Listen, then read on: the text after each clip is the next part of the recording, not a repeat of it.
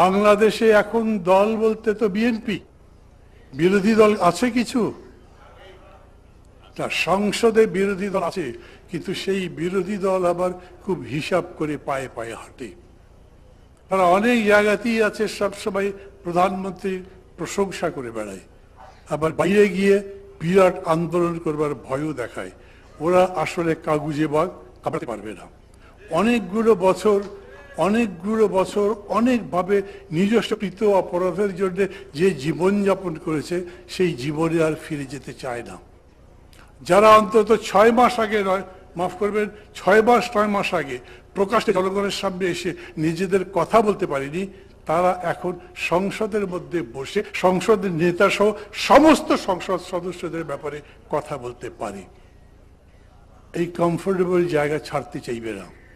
কাজে তারা মনে করবে বরঞ্চ বিএনপির নামে যেই সমস্ত দোষ ত্রুটি বলা হচ্ছে, অপবাদ হচ্ছে, এই যে চাঁদাবাজির কথা বলে, দখলদারিত্বের কথা বলে, গাজরির কথা বলে, বাড়াবাড়ির কথা বলে, এইটা যদি চলতে থাকে 5 বছর পরে ভোটে আমরাই জিতবো, বিএনপি জিতবে না। আপনাদের যদি জামাতের কোনটা ঠিক, মানে তারাই জিতবে ঠিক, কথা বলেছেন তাদের সঙ্গে, জামাতের নেতারা যা মনে করে আমি তাই বললাম। আমার সঙ্গে আবার জামাতের নেতাদের খুব খাতির।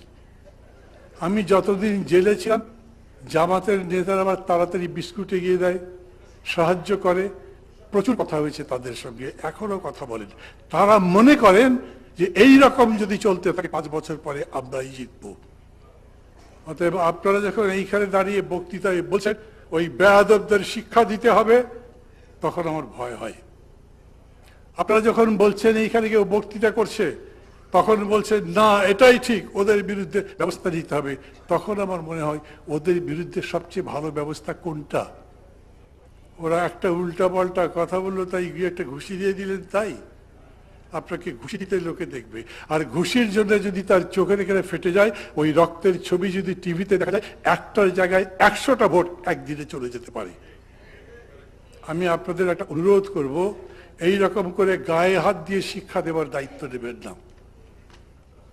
আপনাদের দায়িত্ব বরঞ্চ এই যে ওরা যে ডাবল স্ট্যান্ডার্ড করে, এইখানে একটা বলে ওইখানে আর একটা কথা বলে, ওরাই যে উস্কায় এবং এত উস্কানির পরেও বিএনপি ধৈর্য ধরতে পারে, সেইটার প্রমাণ দেন। আজকে এইখানে দাঁড়িয়ে কেবল আবেগ মন্থন করার কাজ যদি আমি করি, আমি মনে করবো আমি আমার দায়িত্ব পালন করছি না। আমি মাহমুদুর রহমান মান্না এদিকেও নাই ওদিকেও নাই, আমি পজিশনেও নাই অপোজিশনেও নাই, আমি বিরুদ্ধে নই। নিশ্চিতভাবে আমি মনে করি, আমি চাই বা না চাই, জনাব তারেক রহমান আগামী 5 বছর এই দেশ চালাবেন। এতে এত হাততালি দিচ্ছেন কেন? আমি চাইলে কি আর না চাইলে কি? 5 বছরের জন্য তো নির্বাচিত হয়েছেন। আমি মনে করি মোটামুটি 5 বছর যদি ভালোভাবে উনি চালাতে পারেন, তাহলে পরের 5 বছরেও তার প্রতিদ্বন্দ্বী নাই। অতএব কেউ যদি এখানে বক্তৃতায় বলেন আপনার উপরে নির্ভর করছে আগামী দিনের ভবিষ্যৎ, তাহলে উনি তেলবাজি করছেন, এইটা আমি ভাবি না। বাংলাদেশে তেলবাজি একটা বিরাট ব্যবসা। নেতারা তেলবাজি করে, কর্মীরা তেলবাজি করে, মানুষ পর্যন্ত তেল দেওয়া শিখে গেছে। কাজেই আমি বলি এটা তেলের কথা নয়, এটা এই হচ্ছে বাস্তব। ধরেন তারেক রহমানকে আমি অত বড় জ্ঞানী মানুষ মনে করি না, তাতেও কিছু আসে যায় না, কারণ জ্ঞানের জন্য তো আপনারা আছেন, জ্ঞানের জন্য এই মঞ্চে যত লোক আছে তারা বসে আছেন। আমি অবশ্যই তারেক রহমানকে একটা মূর্খরও মনে করি না, আমি তাকে যতখানি চিনি, এবং এই 5.5 মাসে ক্ষমতা চালাবার মধ্যে দিয়ে উনি জনগণের সামনে তার বুদ্ধিমত্তার পরিচয় দিয়েছেন। নতুন রাজনীতির একটা স্টাইল তৈরি করেছেন। এই বাংলাদেশে আগে ব্লেম গেম ওয়াজ এ গেম।